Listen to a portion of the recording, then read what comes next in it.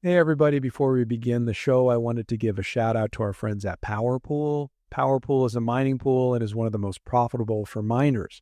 So if you have one miner at home or a fleet of miners at scale, point your workers to PowerPool to enjoy the best payouts. PowerPool supports a number of algorithms, SHA-256 for Bitcoin, X11 for Dash, and others. And of course, we're focused and we care about the most, S-CRYPT for Litecoin, Dogecoin, and now Bell's Coin, merge mining. Pointing your workers to PowerPool is easy with its simple user interface, and the platform also has all the reporting available that your operation needs. Typically, PowerPool extends a low 1% pool fee. However, if you register with the 84 million link in the show notes, you will lock in a sub 1% pool fee, which is excellent. Cheers, happy mining.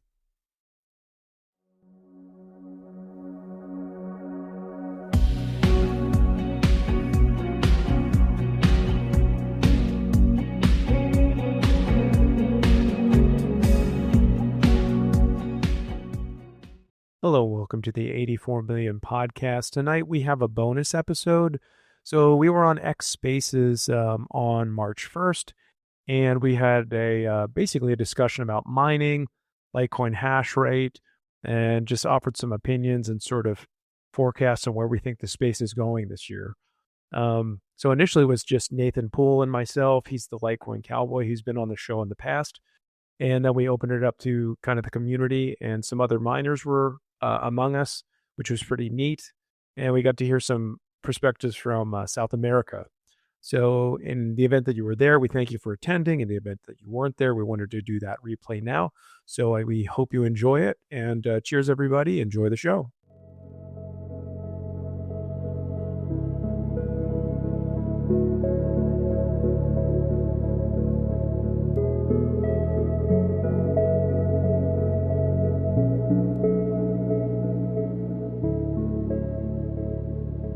Okay, everybody. Welcome to the 84 million space.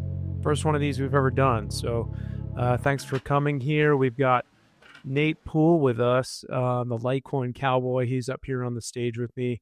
And I will let you guys kind of piggyback in a little while. We just want to kind of kick it off with Nathan first. But yeah, I hope to see some other miners in here. I can see at least two of them besides Nate, which is pretty cool. So anyway, let me introduce Nate, and then maybe you want to say something to us, my friend. Nate Poole, he's been a guest on the 84 Million podcast. He was one of our earlier guests back last year, I think. He's running a pretty significant, how should I say it? He's got a significant amount of hash power under his name at mini mines in Florida and North Carolina. And he'll go and share a little bit more about that tonight too. But anyway, Nate, you're just getting back on land. How are you doing? I'm doing great. It's good to be back stateside. Very good. Well, thanks for coming to the space. You know, this was something that you and I talked about. Actually, you initiated it about 2 weeks ago, and we've just been busy. So let's talk about Litecoin mining, hash rate, as it is titled, outlook and opinions. And then we can kind of piggyback on some other things and see what other folks in the kind of the space, if they have anything to add, but should be fun. Where are we at? We're in 2025. It is March 1st. Where are we at in terms of Litecoin history? I think we're at the very beginning of that parabolic curve, right? And technically on a parabolic curve, right? Every point is the corner, if you will, turning the corner. But you just have to set the upper limit. And so depending on where you set the upper limit of a parabolic function, that's how you can say, hey, we turned that corner.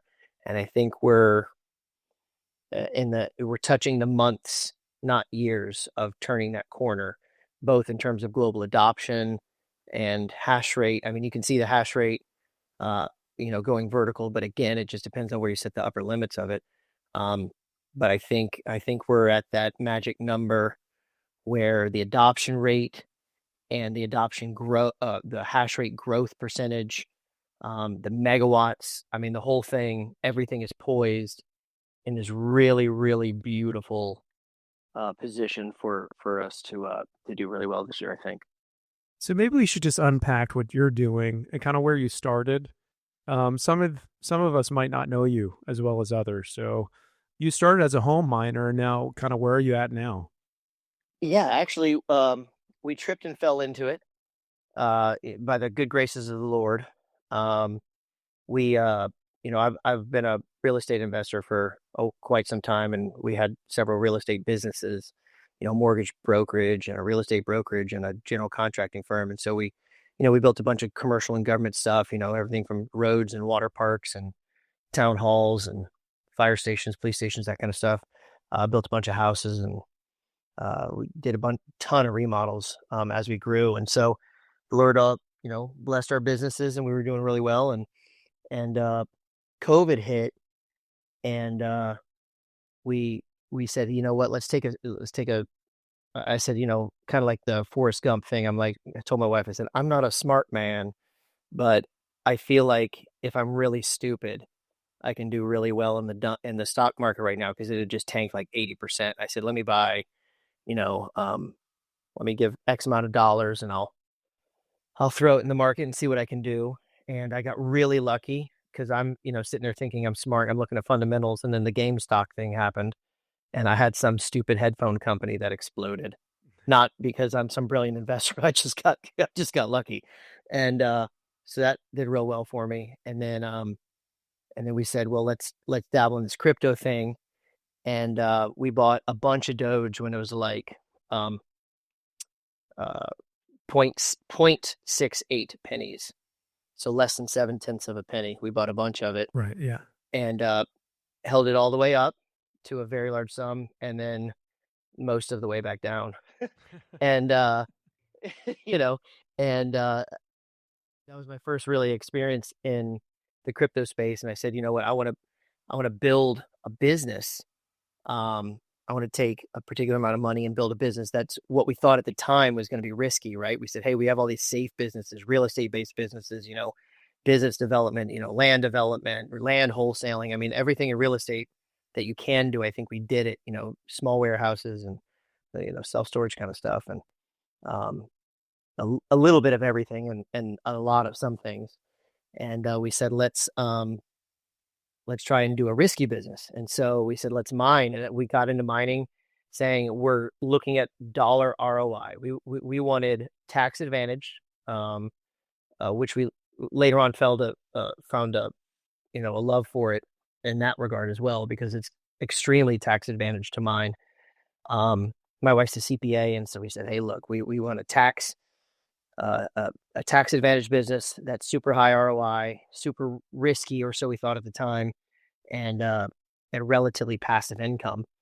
And so we settled on mining. I came home, I researched around. I said, I want something like that. And I said, I'm going to be a crypto miner. She says, well, what's that? I said, I have no idea, but that's what we're going to do. And so we'd set a chunk to start a new business, and that's what we did. So we started the business, and we ended up bringing in a friend of mine as a partner, and then down the road we brought in another friend as another partner, and we scaled it and grew. We launched a fund. I should probably know the type of it, but it's for accredited investors. And so we launched a fund where we basically sold equity shares of one of our companies that does Litecoin mining to accredited investors, where we take the funds from them and we buy computers, and then that grows the hash rate. And then, Lord willing, at a future date with an exit, and we're selling hopefully the whole business, if Lord allows us to, the whole business and the computers that go with it at I would like to think a nice multiple, and then the investors don't just get, hey, they profit on a computer, but they also profit on the way up, and they profit on the multiple of the exit on the way out.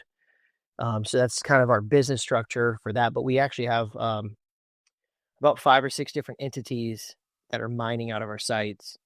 We have a couple sites in Florida that we're not really using at the moment, because we have a bigger site in North Carolina that we kind of migrated to.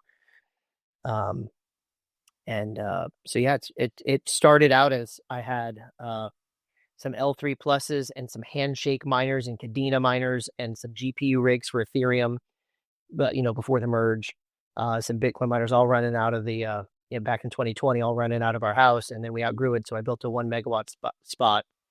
And then we outgrew that one. And then so now we're at a 7.5 megawatt site in North Carolina. Good deal. Thanks for sharing that with us. And we'd probably all argue that what did you say? Make some comment about you're not the smartest guy. I think we'd all probably disagree with you on that. But and good to see, by the way, Robot, Benji, Luke, welcome to the space. Like I said, we're going to open this up in a little bit, but I wanted to kind of start out with Nate. We got a few miners in the room. This is great. So back to kind of maybe hash rate. Maybe we start with that. What are you seeing with hash rate since you started in 2021 versus now? I mean, it's going bonkers. And maybe you want to compare it to Bitcoin's in the past. I know in September, it's basically September 24 until now, it's basically doubled, which is pretty wild. Yeah, it's growing really explosively. It's tough to figure out how many megawatts. Like you try and run the math to figure out how many megawatts of power are being used to really figure out the security. I like to measure it in terms of megawatts more so than hash rate, because that's a bit of a misnomer, right? Because, especially when you're comparing it to Bitcoin. But one of the things that's really got me excited about the space, specifically the Litecoin space, is that if you look at the Bitcoin hash rate in 2012, within about a year or so, they launched the first ever ASICs, and you could have taken over the entire Bitcoin network with 1 megawatt of power of ASICs. And it was about something like 2013-ish. Yep. And so you've got this multi-billion dollar asset that you could take over for, $2 million. It was very insecure at the time.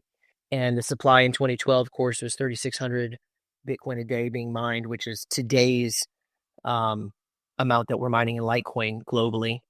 And so the hash rate was about, at that time, so the supply was 3,600 a day, and the hash rate was the equivalent of basically a megawatt or so of what you could do. And today's Litecoin hash rate is at least 14 to 1,500 megawatts.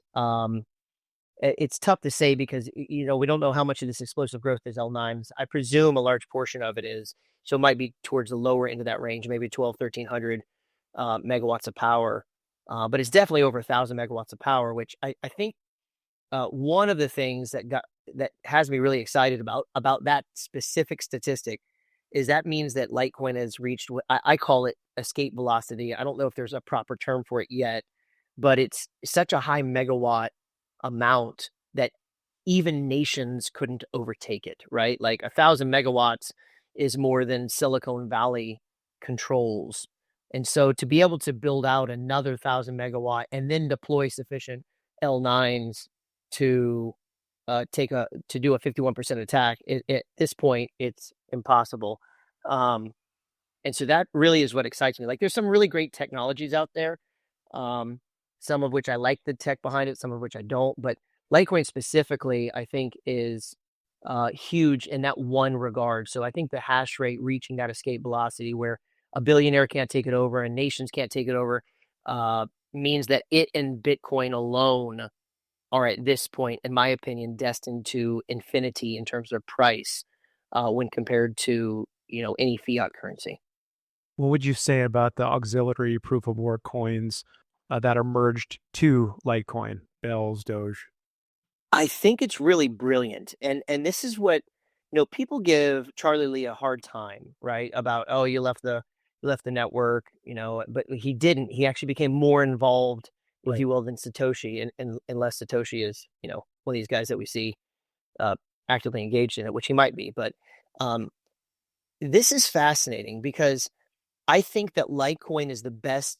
Let me give you a tale of three coins, right? Like, and I'm working on an article to this effect for Shan's publication. The Look into Litecoin. Look into Litecoin, yeah, perfect. And but if you look at three coins, right? You look at Bitcoin, where it starts with this. It starts kind of out of the gate where Litecoin is now. So 12 years.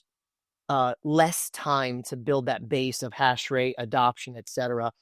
And you look at where Litecoin is, and I'm sorry, where Bitcoin is, and if you look at the like a graph, right? If you're looking at it as an exponential curve, it starts low and to the left, and then it goes up pretty rapidly up and to the right, right? Which is a great thing, right? It's been incredible for the price of Bitcoin, and that's a good, it's a good thing. It's a beautiful thing. But if you look at, let's compare it to another coin though, Caspa, right? And the Caspa maxis, if you will, we're going on and on about how this was, Caspa was going to overtake Litecoin. Caspa is the next big thing. But the problem that they had is their hash rate, the way that their supply is given out, goes up and then to the right. So it looks more like a lowercase r instead of a hockey stick that goes over from left to right and then up. Mm-hmm. And the problem with that is you don't have enough time to build a base of hash rate and a base of adoption and a base of usage and a base of users. And so what happens is you have all of this idea of, hey, we're gonna like Caspa, right? We're gonna launch past Bitcoin, that kind of idea. But it didn't play out that way. And I don't think we're gonna see it play out that way because they didn't have that base. And we say it in the price charts all the time, right? Like the longer the base, the higher the space, it goes afterwards, right? And I think that what merge mining does is it's allowed, and you can even see this like in the last cycle when Doge exploded up in price, because of whatever it was, whether it was Elon's tweets or something else, Doge explodes in price, which meant that Litecoin didn't need to, and Litecoin mining was still the most profitable. And so you've got this huge, long, over decade long base of users and adoption and growth and super cheap fees for transactions, and still have the most profitable mining enterprises over any other coin on the planet right now. And so it allows the hash rate to grow, get strong. It allows the user base and all these things to grow. And so Bitcoin has the right idea on the algorithm, right? And it had this big explosive vertical climb in price. And Caspa had the opposite idea. Hey, we're going to try and see if we can get the price first, but you can't. I think Caspa proves that you can't.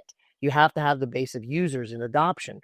And Litecoin with the merge mining has allowed us to explode all usage metrics except for price, which is why I think in the same way that it's crazy, in the same way that Bitcoin beats Caspa, I think in the future, at some point, Litecoin beats Bitcoin, because at some point, let's say, Bitcoin goes to $1 million, which I think is inevitable at some point. I don't know when, but it will. For sure. And when it does, though, your transaction fees, because there's not really any significant merge mining, your transaction fees are going to be through the roof, to the thousands of dollars for every transaction. So it's going to be completely impossible to use Bitcoin for any small transaction. Like if you want to buy a house, great, use Bitcoin.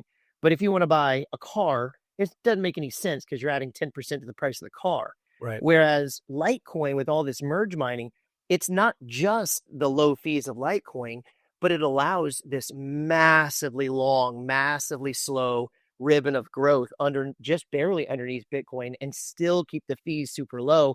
So I think that in the long run, when you look at people that, once it becomes apparent, and I think it's obvious to us, but it's not obvious to a lot of people, that aren't in the Litecoin space, that Bitcoin and Litecoin both, and only those two, go to infinity in terms of dollars. But when that happens, and Bitcoin is $1,000, $10,000, $15,000 to send any sum, no matter how small it is, everybody's going to flood to Litecoin, because even with Litecoin at $100,000 a coin, you're still talking pennies to send it because of all the excess revenues from merge mining. So I think that Charlie Lee and the foundation understood this. They knew it. They said, wait a second, let's build this huge base. They're not going to like me because they sold the coins. Okay, so be it. But they're building this massive base, and he's able, because he even though there's no CEO, he's the face of it, because the founder is known. And so you've got this massive amount of usage and users that are allowing, the network to be driven forward, and it's super profitable because the merge mining component. And so when you put all those things in, I think you've just got this massive storm of all the right circumstances in all the right places, that I really do believe that Litecoin in the future will exceed Bitcoin price in terms of market cap, right? I don't know if it'll ever reach, beat the price. I don't know. But I do think in terms of market cap, it will be the number one coin, because when you've got one coin that's only held by institutions and one that's held by institutions and regular people, I think you've got a winning combination there. And that, I think, is large part due to merge mining. And I think that's an interesting kind of distinction there too, because I think Bitcoin is becoming more elite, right? Governments are wanting to stack it. I mean, we're in the early stages of that, but people are pushing legislation to get strategic Bitcoin reserves at national and state levels, and some people love that, some people hate it. The point is, there's efforts to establish that, and part of that is kind of the prophecy coming true, right? This idea of Bitcoin as being digital gold and banks holding it and everything else. So some of that was old news that's actually materializing. But the point is, what's happening to Bitcoin is pretty wild. So yeah, I would agree that Litecoin, even though we're getting ETFs and things of that nature, maybe governments want to stack Litecoin down the road too. Probably they will. You still have the liquidity and the features that allow it to be way more accessible.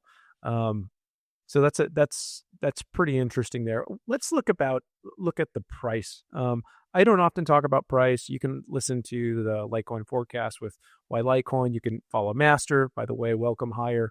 Good to see you in the room. A lot of people do a lot of forecasting. I don't. If anything, I might be more of the bear case. Oh, it hit 390 to 420 twice. We're definitely going to hit that and probably generously go beyond it. But that's a conservative approach. You mentioned a minute ago about $100,000 single Litecoin, which, by the way, you're not the first person to say that. I remember a few years ago, Cliff High said that verbatim on one of his talks. And Bits is actually in the room too, which is funny because he shared one of his old Alta reports from several years ago. But where do you see this cycle Litecoin going? That's the $84 million question, right? Look, I don't know. I'm not a chart reader. I'll start by saying that I'm not a chart reader, right? Like there's a bunch of guys that do a far better job at that than I do. And I do agree with Shan that I think that I agree with his models of what it should be worth. But like Warren Buffett said, the market can remain irrational longer than you can remain solvent too, right? So I think that that's where it should be, right? Litecoin should be at least 25 grand a day, but it's not, right? It's, $125. And so the most, in my mind, the charts that make the most sense to me would put it like $8,900 for this year. And I know that for some that's a bear case and some that's a bull case. So I don't really know. Here's what I do think, though. I do think this cycle is different, and that's a very scary thing and a very a risky position to take. But I do think this cycle is different for both Bitcoin and Litecoin. Obviously, the ETF purchases and the ETFs that are coming up to Litecoin, I think, are going to play into that. I do think that wherever we go, we're going to continue to have hard, corrections. But I don't think that the hard corrections that have been historic for Bitcoin and Litecoin, I don't think that those are going to be as severe as the past. Now, when I say that, you're talking coins that have dropped by, over 80%. And so 50% drops might be severe for your traditional investor, but for a crypto investor, it's like, that's it. It's only 50%. This is great, right? So we're a little bit hardened in that regard.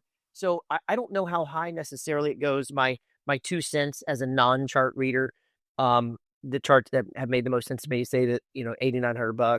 So something around the $9,000 figure. But I do think that if there's strong ETF buying, I think we definitely see in the 5 figures. I think that those are really realistic. One thing I do know is in this market, in the crypto market specifically, when it comes to hard assets, and again, in my mind, there's only 2, Bitcoin and Litecoin, you never say it can't go that high.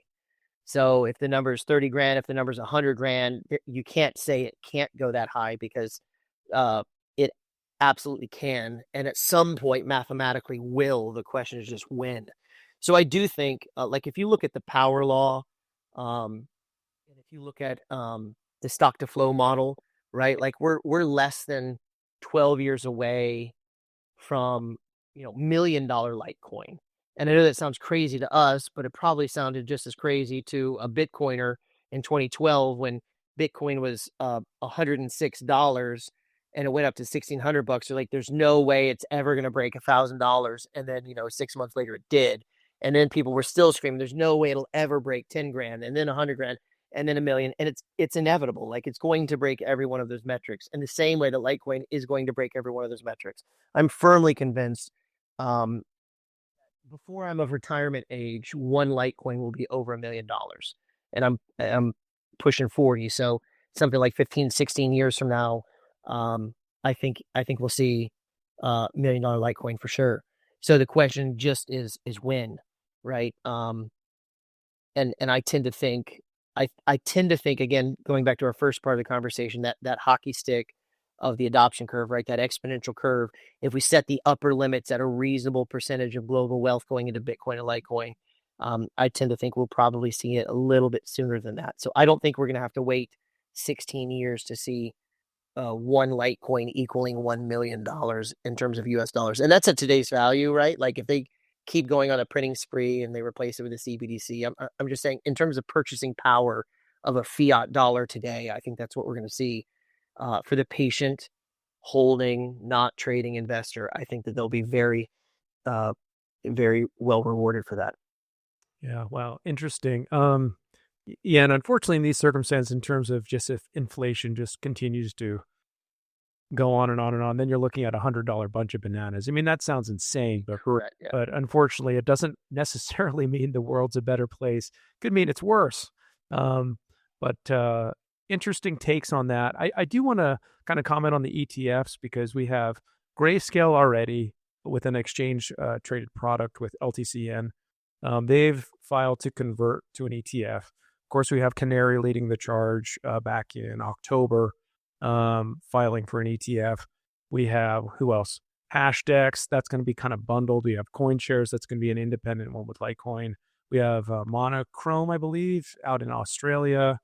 And I might be forgetting some, but and we're not even talking about the other groups out there like Kathy Wood's ARK Invest if they were going to jump on the bandwagon.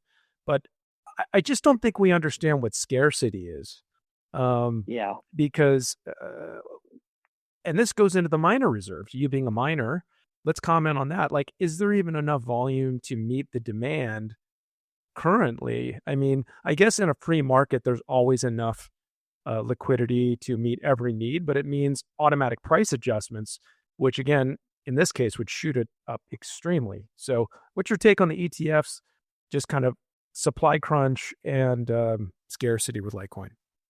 Yeah. I mean, Albert Einstein, I think it was Albert Einstein, said something to the effect of the single greatest failure in the human mind is the inability to understand an exponential curve, right? And you have an exponentially more scarce asset. And if you look at what happened with some of the early Bitcoin cycles, and these guys, when the price goes up, these exchanges, when the price goes up, they don't have the Bitcoin to cover it. And they're because they're thinking there's no way it goes that high, and they don't have it to cover it. So I tend to think there's not enough Litecoin to cover it. I think that they're not anticipating a part of the benefit of having Litecoin be a sleeper for the last 7 or so years is that there's not enough Litecoin. And there, again, I mean, how many times you see people posting about it's a dead coin, dead coin, dead coin, and it's extremely much not a dead coin. And so I think what might end up happening is Bitcoin, the Bitcoin to Litecoin ratio corrects.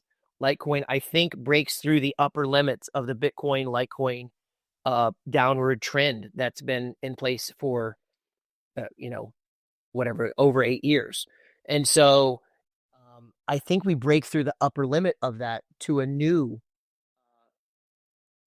basically recreate, trend reverse the downward trajectory against Bitcoin. And I think what might happen is these exchanges aren't going to have enough cash. No, they'll have enough cash, but they won't have enough Litecoin to cover it. So I think they're going to have to either choose between insolvency or buy it at whatever the fair market value is so they can deliver to their customers. So I think what might happen is they are probably going to be forced to sell some of their Bitcoin reserves, lowering Bitcoin price, and pump it into buying Litecoin at market price to provide that Litecoin to customers that are demanding physical delivery. And so I do think it's the upward price explosion that's coming for Litecoin is going to be so dramatic that there's going to be some crunches on the exchange side where I don't think they're going to have enough to cover. And so I think now, but most of them have a significant Bitcoin reserve. So I think they're going to be forced to sell Bitcoin to cover their over leveraged position, if you will, if you want to call it that, right? They're saying, hey, we'll give you this Litecoin, but they don't have the Litecoin, so they got to buy it. So I think we're actually going to watch part of that Bitcoin Litecoin ratio when it gets destroyed will be because I think the exchanges are going to have to sell some of their Bitcoin reserves because almost all of their reserves are held in either cash or Bitcoin. They're going to have to sell some of that, lowering the price of Bitcoin so that they can acquire more Litecoin to deliver the physical delivery demands of the customer for Litecoin delivery. So I think that that'll even further exacerbate the top of that downward channel of the Bitcoin Litecoin ratio being exploded. Wow. I was looking at charts in terms of miner reserves, and it looks like the current numbers, I haven't checked in a week or so, but I don't think it had a little spike and then it dropped down again. It's still historically low. The miners' reserves right now are equivalent to like Genesis month of the chain back in 2011 when they weren't even, I mean, granted, they had 50 Litecoin blocks, but there really wasn't a lot of Litecoin around at that point compared to now. So that's pretty wild. Let's just go to maybe some practical things. Then I want to open it up to some other miners who joined us and just kind of have a free for all here. They can just kind of talk to you, Nate, or me, or whatever, crosstalk. But let's just go down to kind of maybe you're a pretty established miner at this point. I mean, you started at home with some, I think you said L3s and L7s, and you've grown it significantly. What's the outlook for someone at home wanting to mine in 2025 with this hash rate, with the machines and their costs? What does it look like? We're in the closing days or weeks, maybe months. I don't think so. I think I think the upward price explosion is imminent. And when that happens, the price of the miners explodes with the price of the coins. So you're talking about L9s. Yeah, I'm talking about L9s, correct. And L7s and maybe other ones. All of them. L7s. Yeah, I mean, all of them. The price of all of them is going to go way up. So I think that if somebody was looking to get into mining, you're probably in the last days or weeks of being able to do so for the next at least year. It depends on how fast that price goes up, but yeah, the upside of mining, I think, is really beautiful because you're not only with merge mining, when Litecoin goes up, you're probably going to watch a pretty decent uptick in several other altcoins that are proof of work, including the ones that are merge mined with Litecoin, like Doge and Bells and that and Digibyte and that kind of stuff. And so, I think we're looking at one of the things I like about mining specifically is you don't just have the coins, but as these other coins go up, you'll end up getting more coins per day, which is another unique feature of the merge mining being a significant portion of the revenue. Is like with Bitcoin, when price goes up, hash rate explodes, and there's nothing else to provide extra revenue. But when altcoins together go up, you don't just get more. Your Litecoin isn't just worth more, you get more Litecoin per day. And that is something that I think also is another huge advantage for Litecoin, just as a sole standalone coin, more so than Bitcoin, is you've got some significant players that you're, obviously being led by Dogecoin, that you're getting some of those revenues as well. And if you're choosing to stack those in Litecoin, which is what we are choosing to do, we sell all of our Dogecoin and stack the Litecoin and turn it into, and we will sell Litecoin only for more hash rate for Litecoin, right? But I think you're looking at a really great opportunity. Like even if you just say, hey, I can go snag one L9 and plug it into my dryer vent and vent it out or something, my dryer plug and then vent it out, through the soffit or whatever. That actually could immediately be done, yeah, with the conversion, and you've got the port. Good suggestion. Yeah, we hooked our first 6 up behind our TV, right? We ran some 220 out to an exterior wall and hooked them right up to behind the TV, and we oil cooled them because we didn't want to blow our neighbors out with noise. And it sounded like an AC unit running outside of our house, and and we had 6 L7s running, in a little closet behind the TV. But I think that one of the beautiful things of it is you don't just have the upside of the coin and getting more coins, but then when it does get to a blow off top level, those computers have appreciated alongside your coins. So you don't just have however many coins you've mined plus that appreciation, you also have the upside of the computers themselves. So if you buy a computer for $1 and then you make $5 worth of coins off of it, your computer is also now worth $5 or $10. And so you're not just getting a 5x on your coins, you're getting another 5 or 10x on your computers. So it's almost a force multiplier to the upside of what you can do with as compared to just holding the coin. So we really liked it. We've actually we haven't stacked a lot of Litecoin. We've stacked a lot of Hashrate. For years, all of our profit was just to buy more computers. And so 1 month, if we can buy 2 computers, or if 1 month we can buy 22 computers, we would just buy computers, and roll all the profits back into Hashrate. And so that's been our business model. And I'm glad it was, because with the difficulty lately, the network difficulty, we needed all the Hashrate we could get. Oh yeah, for sure. It's interesting. I think the L7s in 2021, did they come out in 2021? I Something like this. think so, yeah. Well, when they came out, I remember they were up to 40K a machine. So you're looking at L9s around the teens, depending on where you're getting them. So if they were as high as, the former standard L7, which are still very much profitable, but the former standard of an L7 as high as 40,000, the L9, I mean, that could rise dramatically, and that's what you're describing. If there's really a FOMO into mining, which I think has already occurred to a degree, seeing that hash rate has gone bonkers. You're Yeah, not seeing that price per the machines yet. no, I do think that there's a bunch of really likely scenarios this year with what I think, and I'm a middle of the road guy, right? I'm not a bear or a bull in my mind, right? Or I guess everybody thinks they're middle of the road, I guess. But you know, um, even if the Litecoin price only were to hit, not even my target. Let's say the Litecoin price hits three grand. Well, you're talking a $70,000-$80,000 L9. And if it hits 9 grand or 10 grand or 15 grand, you're talking $150,000 per computer for an L9 all day long. And I watched it happen in the last cycle. I mean, I watched Kadena miners, which is just a doo-doo coin. They went from they were like $1,200 to my recollection in 2020, and then Kadena hit this big lick, and all of a sudden they're selling for $170,000 a piece. Wow! And this is like and those are used doo-doo Kadena. They were selling them for used, and they were sold out globally, and they were making $300,000 a month. So you didn't need to have them be profitable for a long time, which it was an altcoin, which makes sense, right? You don't expect a super small cap Kadena coin that most people haven't even heard of to go for forever. So they were selling, and they were sold out because they're like, look, people were thinking, all right, look, if I can get this machine for 170K, and if the price just stays semi high for 3 weeks, I'll make 50% on my money. Right. And they did, and they bought them up, and they made good money for, 6 weeks, and then it was back down.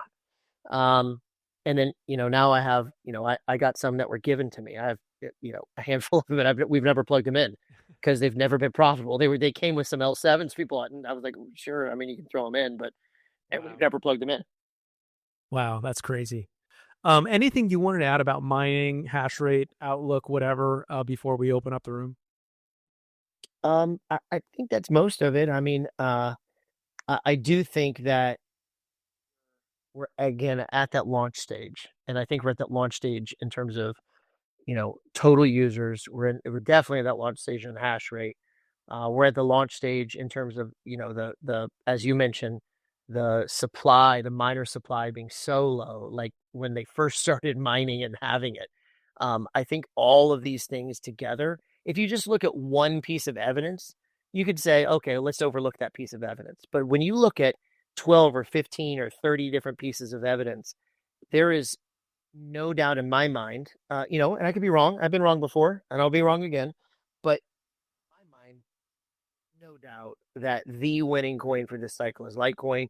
in terms of upside, in terms of mining it, in terms of holding it. And especially one of the things I really love about holding Litecoin is that if it plummets 80%, I don't care, right? Like I'm firmly convinced in the math that this thing goes to 6 and then 7 figures in pre-retirement age for me. So, okay, I stacked 5 Litecoin. Well, if you just sit tight for long enough, that's enough to retire on, right? And so I think I think that type of upward mobility in terms of price is nothing's priced in, from the ETFs to the hash rate to the miner reserves to the new users to the total amount of holding wallets. I mean, none of this is priced in, to the scarcity, to the fact that none of the exchanges actually have what they're about to need to have in terms of Litecoin. I don't think any of it. I don't think anybody's fathomed the idea of exchanges being forced to sell Bitcoin to buy Litecoin. That's not priced in.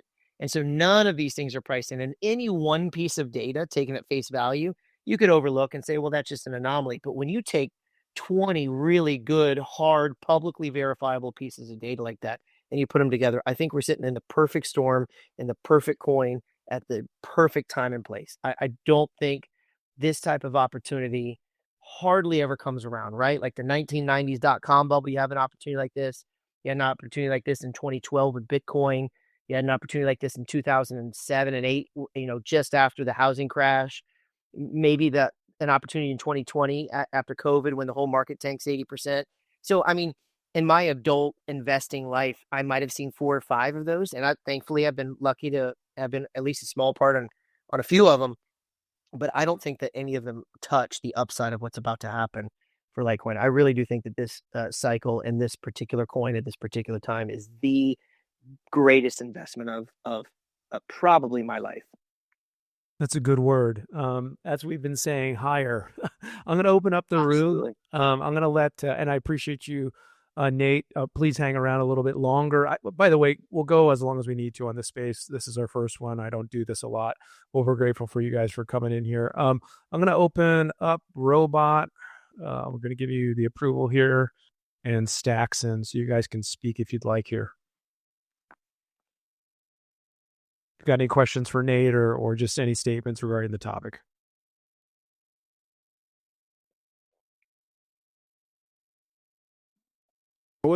Hey man, this is GBX man. It's good evening, y'all. It's good to see y'all. Appreciate the talk. So yeah, I mean I've been in crypto for a while. A lot of people ask me about crypto. I got like a little crypto cafe out in Colombia here. We do events and stuff. So when people ask me, because it's a lot of Colombians, it's a lot of Latin Americans who like to know about crypto, they really interested in crypto, but it's no regulations here, and it's not illegal either, and they're not prosecuting anybody. So I always tell people, if you really want to get into crypto, you know, yes, it's people making millions. That's what they see the most. Yes, you can do that. Yes, okay. But if you really want to get into crypto, you have nothing. You can't lose. Like right now, like with the last 4 months, I always tell people, you can't lose Bitcoin, Litecoin, Dogecoin.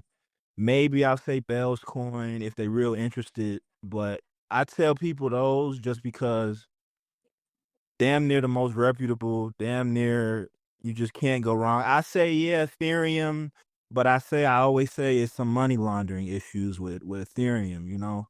It's a lot of that ICO type stuff. So and then like with the way like and I feel like most people in this space damn near from the first world, you might have a strong currency. I think most people here in that space, but like wages out in Latin America, for example, like Colombia, the minimum wage is like $250 a month. So it's a lot of people who can't even imagine living on that, in the United States. I'm from the United States. So when they think about that, okay, the minimum wage is $200. Most people getting paid $200 a month.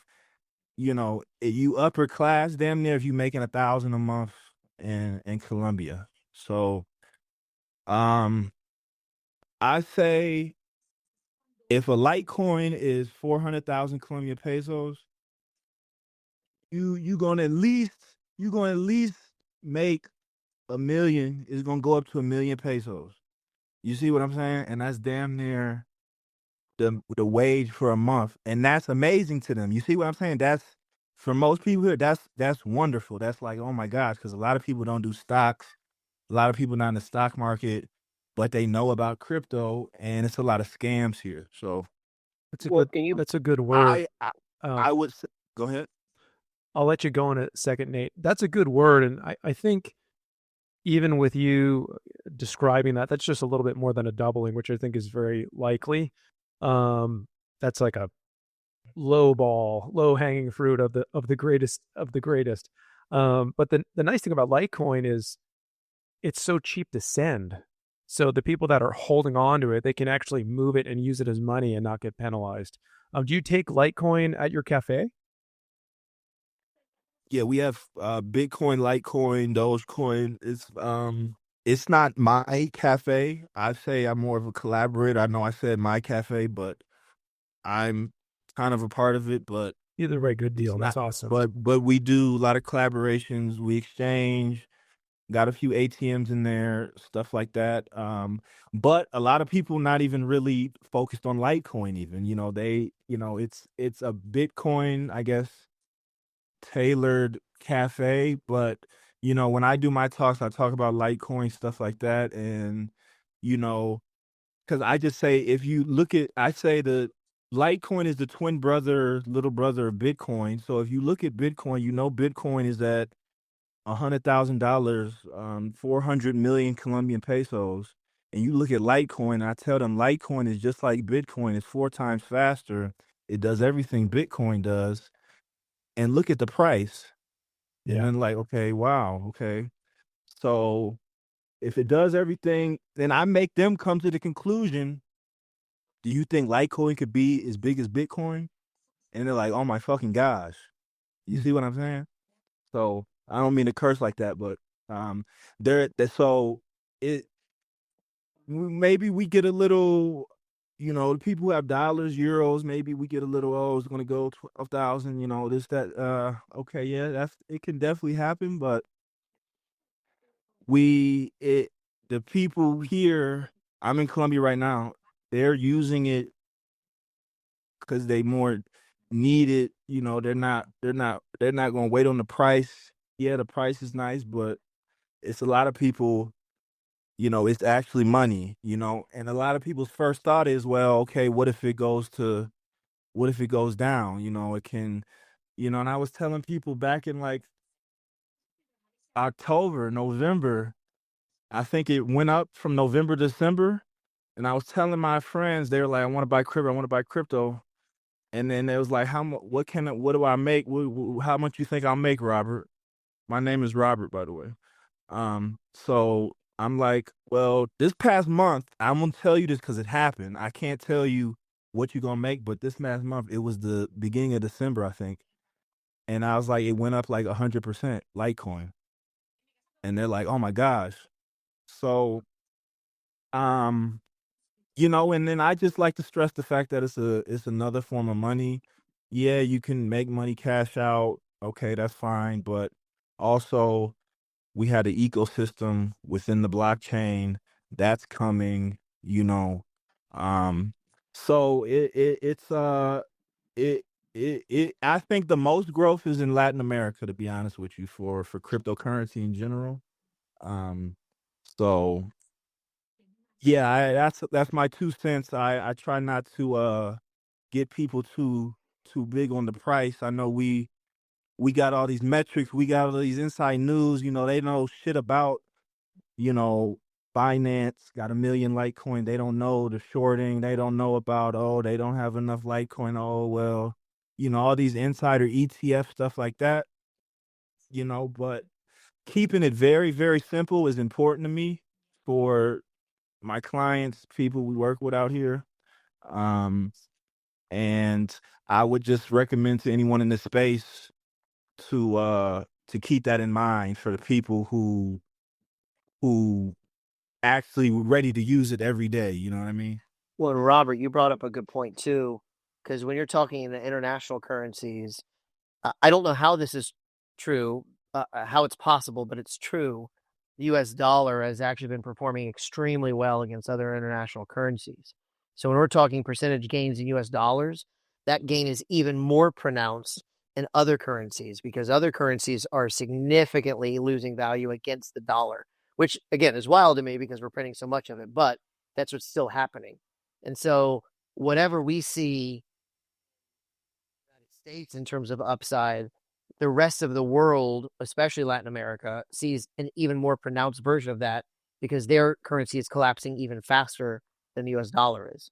So I think it's a real incredible opportunity for many countries, for people with many different currencies that aren't performing that well against the dollar to really, really hedge, not just against their native currency in that country, but also against the inflation of the US dollar in itself, which is in and of itself inflating out of control. Good deal. I'm gonna pass the mic to I Robot. definitely agree, my friend. Thanks, I Stack. just wanted to ask a quick question to Stack is and you're kind of already touching on it, is how stable your native currency is. You know, you're talking about adopting Litecoin, Bitcoin, whatever. I mean, what is your own currency like? How much does its value fluctuate? The Colombian peso is actually one of the stronger ones in Latin America within the most recent years. I would say I just lost my thought. I had it. Oh man. Yeah, I would say I'm from the United States, so I mean I get all that, but the Colombian How long have you peso been is down there? very, very stable and it's very strong. There's a lot of business influx in Colombia from, North America. So there's a lot of capital coming into Colombia, most definitely. The regulations are not there, but they're also saying, well, it's crypto. This is a parallel system. Use it at your own risk. So, that makes stuff a little easier. Um, but there's some legal stuff with like, there's some stuff that has to be, followed to actually execute fully. But I would say Colombia is definitely 110% one of the main places for growth in crypto. And they're actually just talking about recently they want to get the laws clear ASAP. So I pretty much going to follow the U.S. Colombia. I always say Colombia is like really tight knit with United States. With the and then like with Venezuela next door, they're very dictatorship stuff like that. But for that partnership How that we hard? have with the United States, Colombia, there's a lot of political maneuvering, stuff like that, and the legality of crypto in Venezuela, money laundering is very big here, so it's a lot of stuff to be aware of. But the influx is definitely in Colombia, and the future of crypto growth is in Colombia. Um, I would say.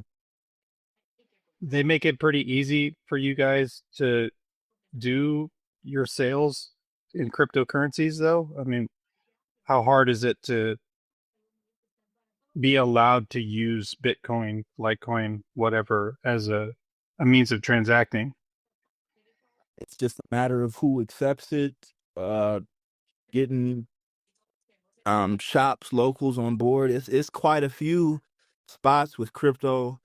You got a few crypto ATMs. There's a few. It's mainly people exchanging though. Just like for fiat for pesos.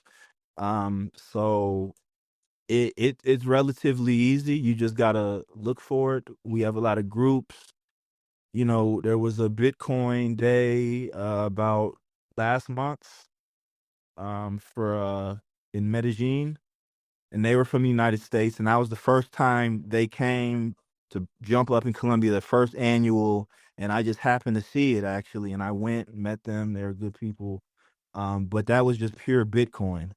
So it's a lot of people just coming in. It's very easy, but like I said, it's a lot of some stuff with the legal, like captación de fondos. So like, it's a lot of stuff. You can't just jump out and like, if you're like massive, like, it's really grassroots, to be honest. Like, all my clients are really grassroots and like word of mouth. They know me. They know me by face, so they can call me. They feel comfortable, until the app comes out.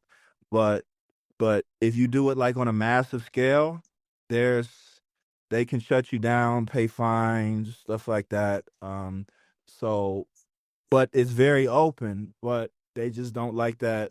Because there's just a lot of scams and there's a lot of people, and they don't really use the phone like us. They use WhatsApp more, so that's a whole nother story. So But I if I would could, say it's easy, but if you fucking around, they're definitely gonna shut you down for sure. if it helps, I'm looking at the USD to the COP chart, which is the Colombian peso. In the last 10 years, the Colombian peso has lost more than half of its purchasing power when talking in terms of US dollars. So, like, let's say that Litecoin stayed stable at $100. That one Litecoin would buy you twice as much. And the current year to date is like 6%. So, just in the last 60 days, the Colombian peso compared to the US dollar has lost like 5.87% of its purchasing power. So and the US dollar purchasing power is plummeting something like that in terms of itself, right? So when you're talking about an upside potential of any crypto coin measured in US dollars, you're talking at basically another 5 to 10% on top of that annually in terms of the Colombian peso. Yeah, I really honestly don't try to tell people to look at the upside, and we know it's devaluation and stuff like that, but I tell them, it's a parallel interoperability. And I feel like that's very important. You need to be able to go back and forth quickly, seamlessly. You know, the dollar's not going away. These currencies, they're not going away necessarily. So I think my view is interoperability for crypto. And then, if that's a CBDC, I heard you mention that, you could one day maybe go from the crypto to the CBDC. Um, and I feel like Colombia is really going to follow what the United States does. So, um, it's 'cause it's a republic. It's a republic. They say uh, our states is supposed to be that, but you know, Colombia is really interesting because it's a real republic and it's the oldest republic in Latin America, or excuse me, all of the Americas pretty much. So, um, they're very progressive forward, but at the same time, they're going to follow the United States. But at the same time, they got the humanity. And, a lot of people don't like the president right now here, Petro, because they say he's a guerrilla, paramilitary when he was a young guy. But, he stood up to Trump with the deportees, for example, with the when he was trying to deport him back to Colombia. Um, and the thing was just like the humanity of it, putting people in cuffs. They weren't really offenders and stuff like that. It's more than 15,000 Americans in Colombia that's over their visa, irregular, like technically illegal. And he said that, but he said like we'll never put them in cuffs. So it's a lot of political maneuvering, and they just came out said we're gonna do these crypto regulations. So my point is, I know I'm rambling, but I tell people not to focus on the upside. I know we always, okay, ninth, it can go to 12, it can go to, and it definitely can. And a lot of people here is day to day. You see what I'm saying? They're focusing on tomorrow because, to get to get 50,000 pesos in your hand for 1 day's of work is not that smooth here. You see what I'm saying? So, and that's $10. You see what I'm saying? And they don't pay hourly in Colombia. It's monthly pay, and you got to make it work till you get to the end of the month. And remember, the minimum wage is $2.50, and it's not a lot of people unless you work in the bank. You damn near not getting more than the minimum wage, unless you just, astute, up and aware, everyone's not like that, obviously, but, so I love to focus on the ecosystem that we're building inside of it, the ordinals and stuff like that. Cause a lot of people just day to day here, they can't, they damn near couldn't hold, that long. You see what I'm saying? So, so it's coming along. It's coming along for sure. Awesome. Stacks, and I appreciate you sharing all that. I don't think we hear a lot of like international perspectives, so that's pretty amazing. And I'm glad to hear that you're promoting and using Litecoin where you are. I'm gonna pivot to Robot. Sad Frog, you got your hand up, and I know Luke's in the room and Benji. If we could maybe pivot back to maybe mining hash rate and kind of the topic. Sad Frog, do you want to go? Yeah, of course. Thanks for having me up here. It's an honor to be on stage with such prevalent players, like on Cowboy 84 million, Kyle. I appreciate you guys, everybody in the space. You guys are awesome.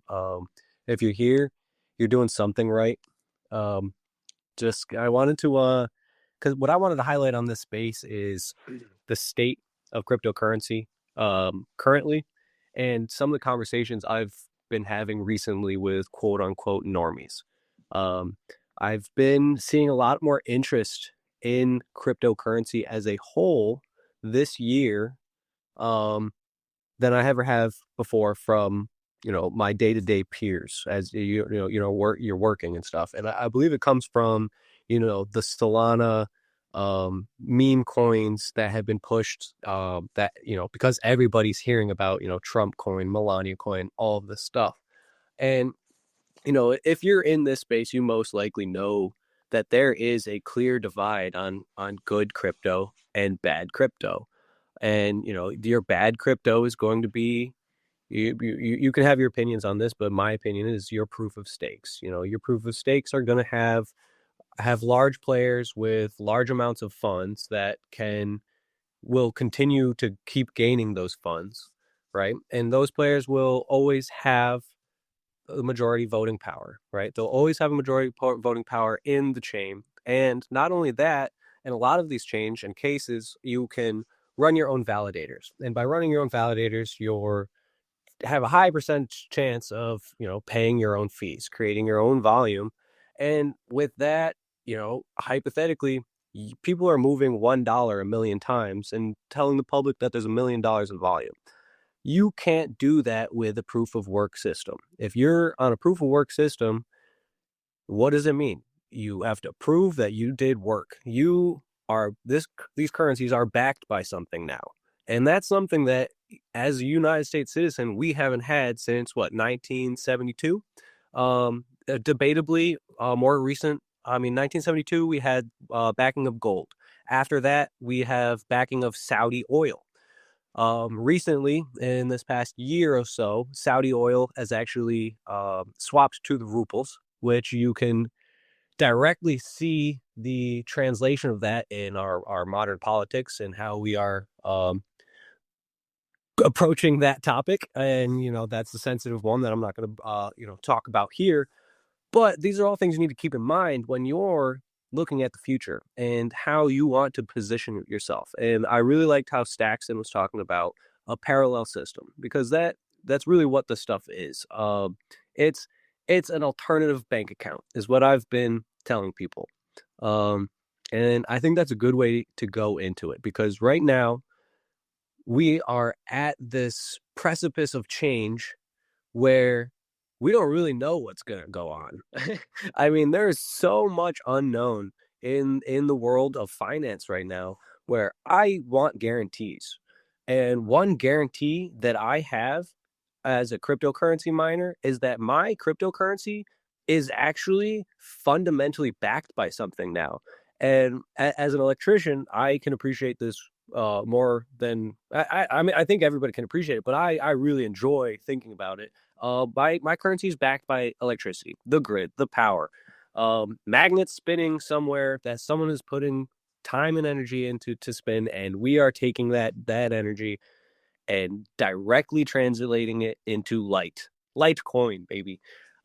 So I just wanted to bring that up. If you guys are, if you have random people coming into you and talking about cryptocurrency, I think that is a huge point to use in your conversations. We actually have backed currency now. We're here again, and this is what we're doing.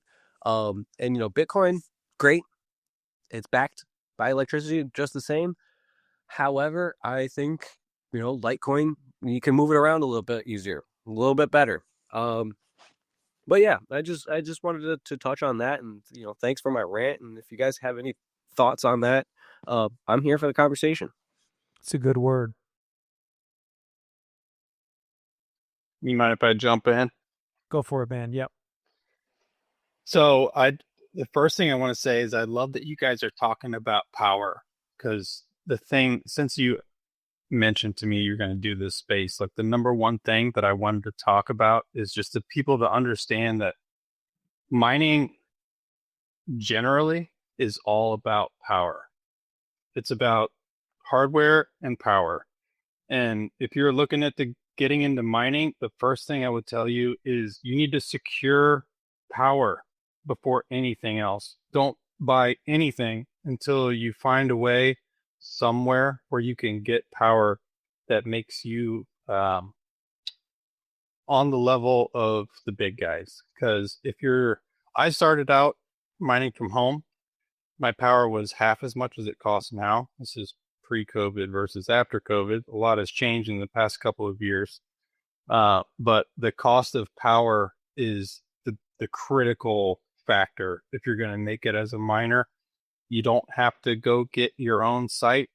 I was scared of hosting at first. I thought it was kind of sketchy, but I do host my Litecoin miners now. My GPUs and CPUs are all still here at home, just because they're kind of high maintenance. But my ASICs are at a hosting facility, and that is specifically because that's where I found the cheapest power. So the number one thing is to secure cheap power, and you got to keep in mind that you are competing on a global scale. It's not just you versus your neighbor. It's you versus China or wherever. So the most important thing is how much you're paying for power. And the hardware, don't get me wrong. And hardware is kind of hard because it's a timing thing. But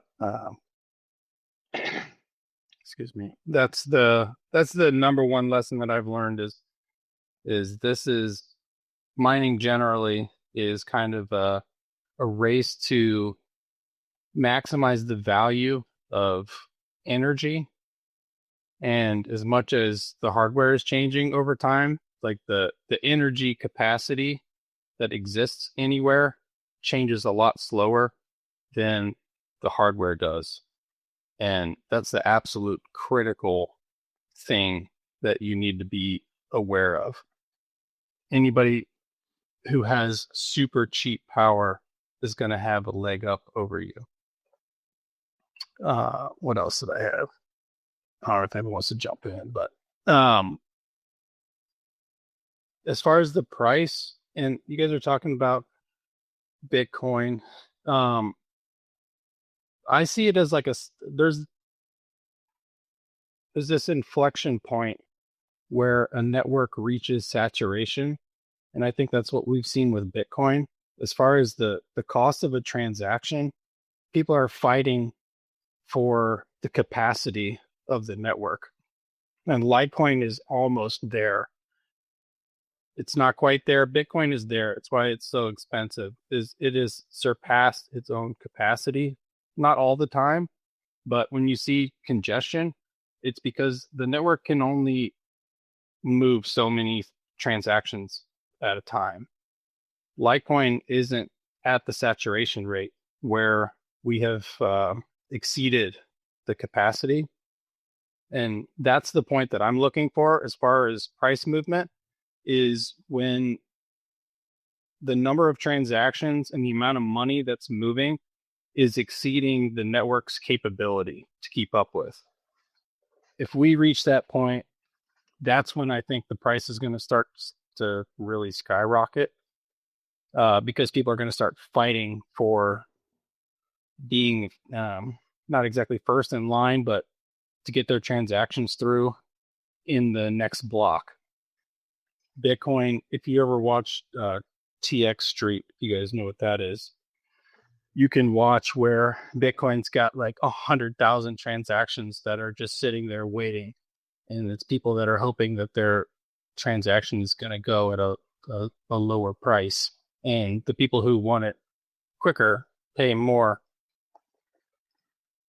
I think that has a lot to do with the price. We haven't quite reached that level yet, but I see that coming.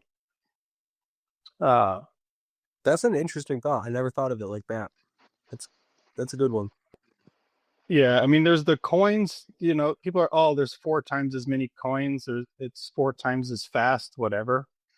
And that's fine. I mine more than just Litecoin. I've run a bunch of different algorithms, a bunch of different coins.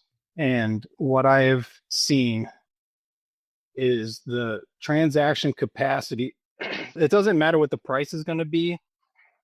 Bitcoin can never keep up with the whole world's transaction needs, and neither can Litecoin. It's going to take more than a couple of networks if we're ever going to transition to where crypto does everything. It's not going to be one network. It can't be. It's going to be multiple networks to keep up with everything. So as one network reaches its capacity, I think a lot of it will shed off into the others. And that's just because that's the way it has to be. Bitcoin can only do, I forget what it is, like 2 megabytes per block every 10 minutes or something.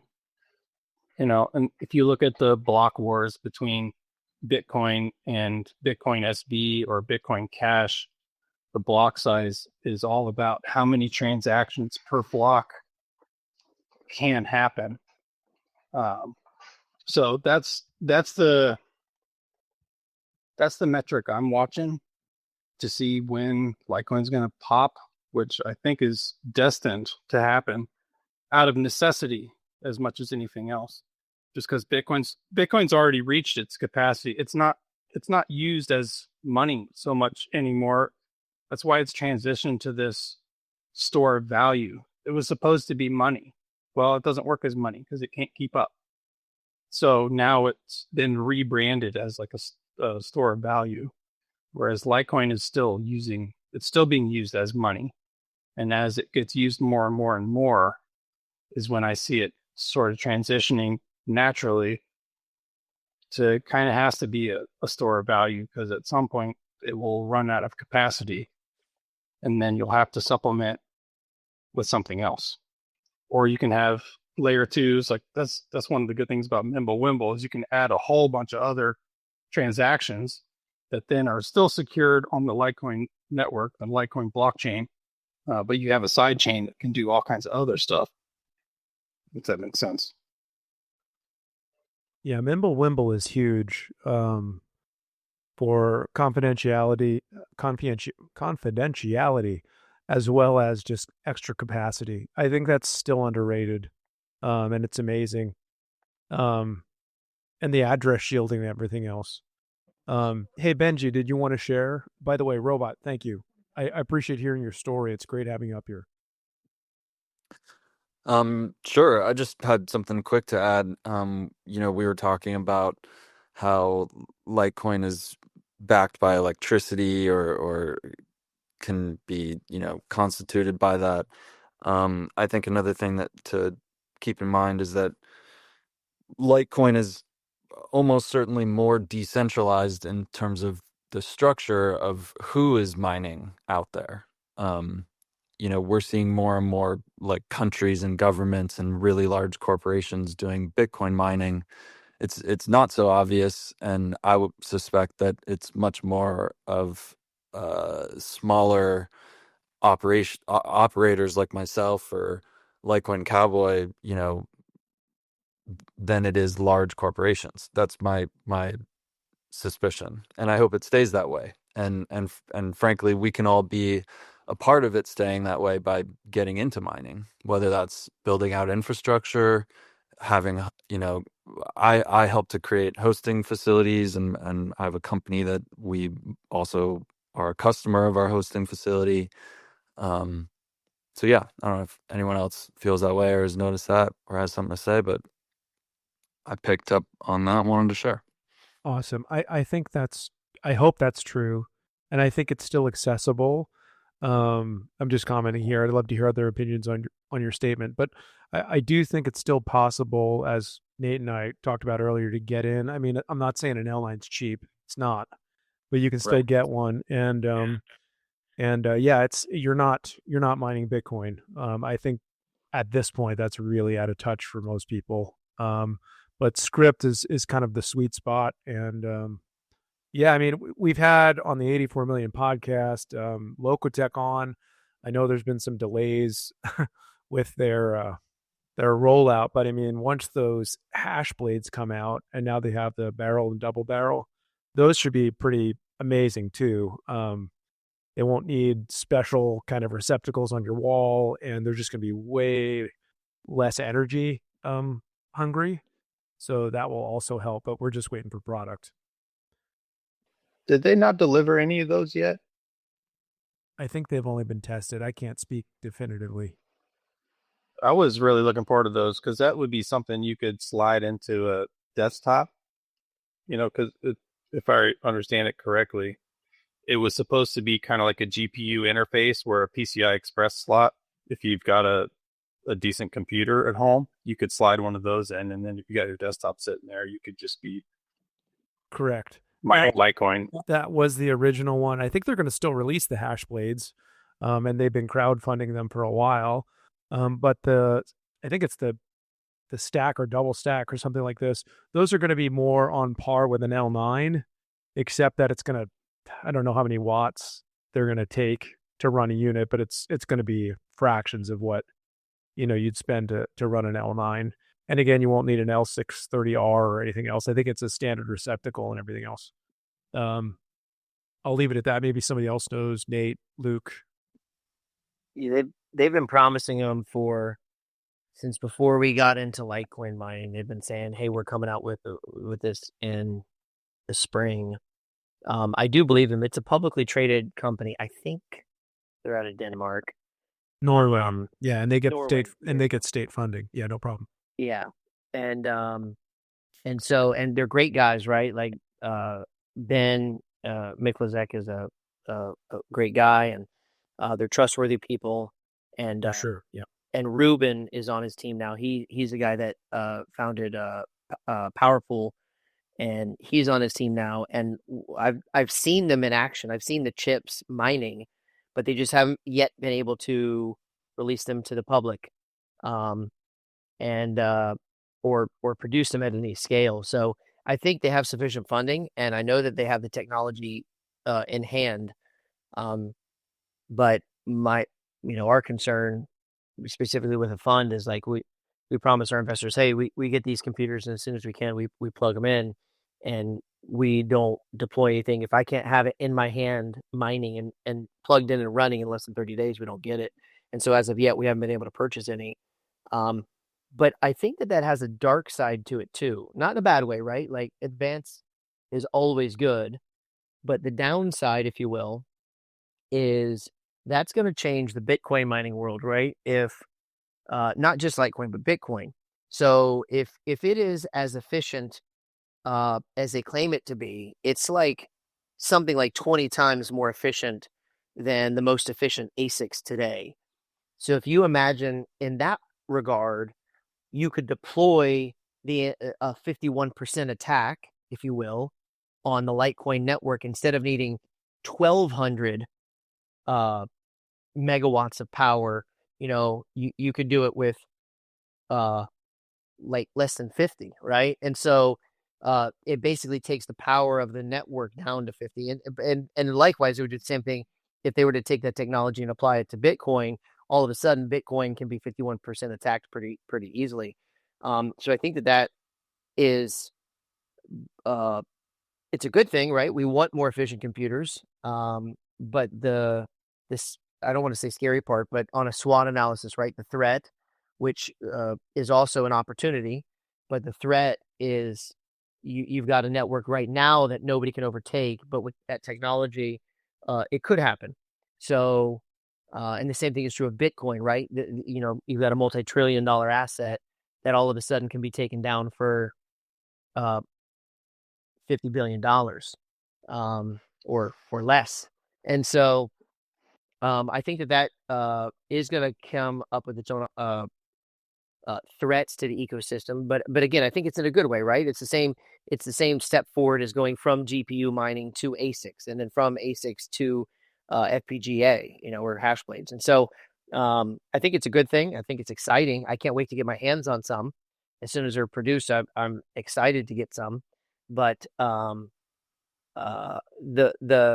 dark side of the threat is a bad actor coming in that wants to 51% attack it and has, in the case of Litecoin, oh, hey, I've got 40 megawatts sitting right here at this little farm, which is a 40 megawatt farm is a relatively small farm in the global scheme of things. It's a very small farm, and somebody could get their hands on that and buy the company, and produce them at scale and own Litecoin, if you will. So I do think that but the practicality of it is the same as with Bitcoin and Litecoin, right? I don't think that will ever happen because you've got a large amount of people and a large amount of players that are willing to deploy at whatever cost to keep the network alive. And even if they did, all you're really doing is you'd probably end up with a fork. I don't think their energy efficiency was that level of different. If I remember right, at least when they first were talking about those things, it was kind of in the neighborhood of what an L9 is right now. And then you got to remember, like, their ability to produce those chips is going to be the number one limiting factor. There's no way they can produce them that fast. Correct. You know what I'm saying? Yeah, from a practical level, but if we're talking three years down the road, I think it was 200 watts, might have been 300 watts for a blade that does the like 80% of what one board on an L9 does. So basically like 4 blades, so 800 watts instead of 3,600 watts, maybe. So you're right. It might not be 5%. It might be, 30% of the use or something to that effect. But it's a sizable jump forward in technology. But with every sizable jump comes, same thing like we were talking about at the beginning with the L7s. The L7s versus the L3 Plus. I mean, I replaced all of my L3 Pluses with one L7 when they first came out. Yeah. You know what I mean? It was crazy. Yeah. No, I get it. I agree. I'm just saying the production rate of the hardware, that's actually one of the reasons I like SCRYPT versus SHA-256, for example, is if you've been watching Bitcoin hardware, like you can't keep up. Like, it's hard to make your money back unless you're getting just dirt cheap power, because the hash rate from one generation to the next is going up so fast. And just the hardware requirements for SCRYPT seem to make it harder for the hardware development. Not prohibitively, but just reasonably. That's actually one of the reasons I like SCRYPT so much. There's so many different algorithms out there, but SCRYPT specifically is like, it's an ASIC, but they only progress so fast just because of the nature of the algorithm, and what it takes to make the next generation of hardware better is much harder than SHA-256, where every generation is almost like twice as fast as the last, and like you're chasing your ass trying to keep up with it. Yeah, Bitcoin mining right now is not a profitable enterprise, in my opinion. It actually kind of brings me back to the power, if you don't mind, real quick. Is one of the things I see that's a positive for Litecoin is that if you're looking at maximizing the value of your power generation, a lot of these places have their own. They're paired with a power plant. It's not just a hardware place. It's a power plant that a lot of these businesses are running off of. So they're trying to maximize the value of their power through mining. And one of the things that's working in Litecoin's favor right now is if you're investing into SCRYPT hardware, you're getting a lot more for your money than if you're trying to invest into SHA-256. I think that's one of the things that's really helping us right now. I've got a question for miners. In terms of the standard, L7 still profitable. Again, if you have stranded gas, you could run older units without issue because you're getting free energy. L9s are, the newest ones from Bitmain. But every now and again, we see other units that are boasting a really high hash rate capacity with whatever price tag they're putting on it. What do you judge, or how do you judge a unit and its trustworthiness or even availability? I know I spoke with you, Nate, about this before. Maybe you could share about it. I mean, if someone's going to get into mining, I don't want someone to accidentally buy a bunch of vaporware. So can maybe you touch on that point? Yeah, I have an old school approach, and it might not be the right approach, but it's been our approach.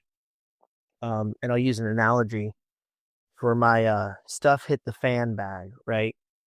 I only use rifles that can take a 30-round AR mag, and I only use Glock 19s because 9mm is everywhere. Glock parts are everywhere. AR parts are everywhere.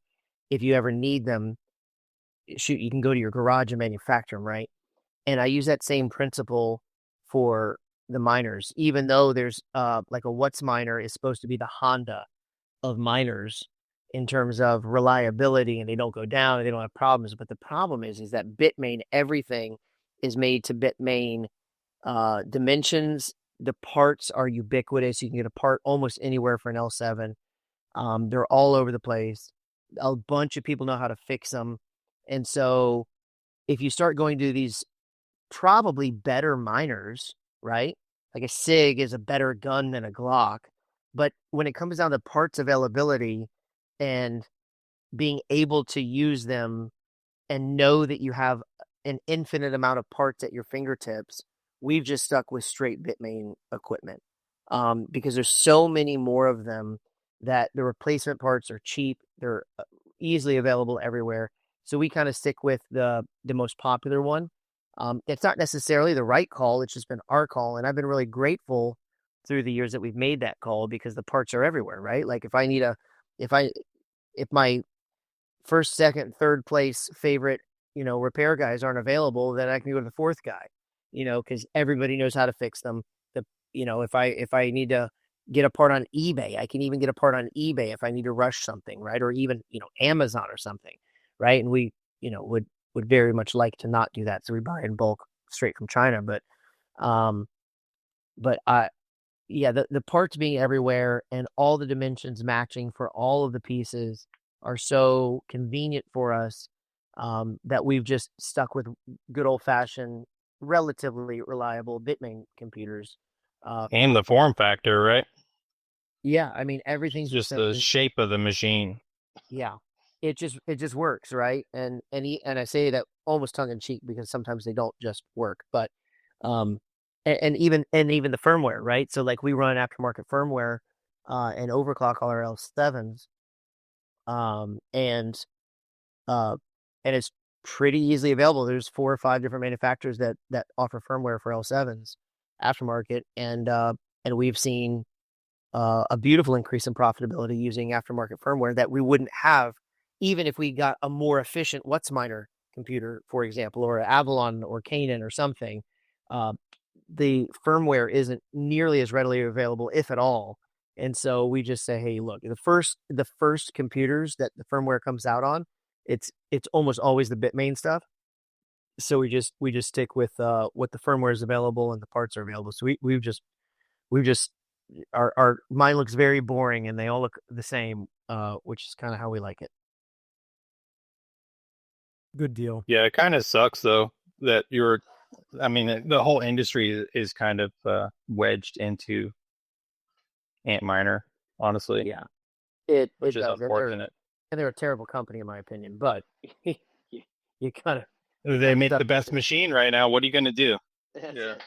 And they also they're available, and that's what I wanted to bring up too. Like, you'll get your unit, but you got to vet where you're buying it. So if anybody's home mining, make sure you're not just picking some random website and sending them 12 grand, because you want to make sure you take delivery. Yeah, and they're also almost impossible, other than like fans, they're almost impossible for your average person to work on. So if you're a home miner and you're thinking you're going to buy an ASIC, like, you're not going to fix it yourself for the most part if something happens. That's actually one of the reasons for me, the hosting has been awesome, is because they've got guys. My machine goes down, I just, tell them, hey, this machine's not working. Can you look at it? Oh, blah, blah, blah. One of the boards is messed up. What do you want us to do? Send it off, fix it. I'll give you some money, whatever. See you later. Yeah, that's good.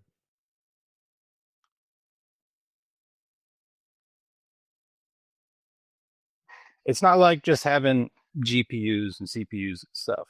Like, I mean, you can't really, it's hard to fix a GPU too, but you could just go to Micro Center and buy a GPU today if you wanted to. Whereas a hash blade on a L7 or L9 or whatever, if there's something wrong with it, number one, it's very valuable and you're losing money every day it's not running. And two, there aren't just anybody anywhere that knows how to fix it. And even Antminer itself, even if it's brand new and it's under warranty, it's going to take forever to get them to work on it. So you're kind of, if you're trying to mine, you need to have some infrastructure in place to maintain the machines, as much as like just the power and just turning the thing on. It's not quite the same as just running a computer at home. Yeah. Good deal. Anybody else have anything they want to bring up? If not, we've been going for probably about an hour and a half. We could probably wind this thing down. I don't want to cut it off early, though, if somebody had something on their mind.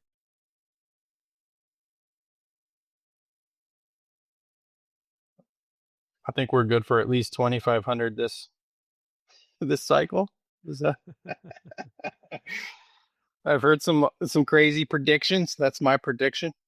That's what I'm hoping for. Shan, do you want to take the mic here? We see you.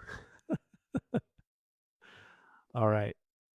Well, Benji, good to hear from you. Robot, great to hear from you. Of course, Nate, Ian, you kind of kicked this whole thing off. Thanks for coming on. Everybody else in the room, we appreciate it. These spaces, we don't do a lot of them, but hopefully we can do them more often. TBD. Of course, the podcast, we're going to get you some more episodes on that coming in the future, so keep an eye out. And just thanks for chatting tonight, spending some time here. And see you next time, guys. Cheers. Have a good night. Long live Litecoin. Yes. All right, guys. Later.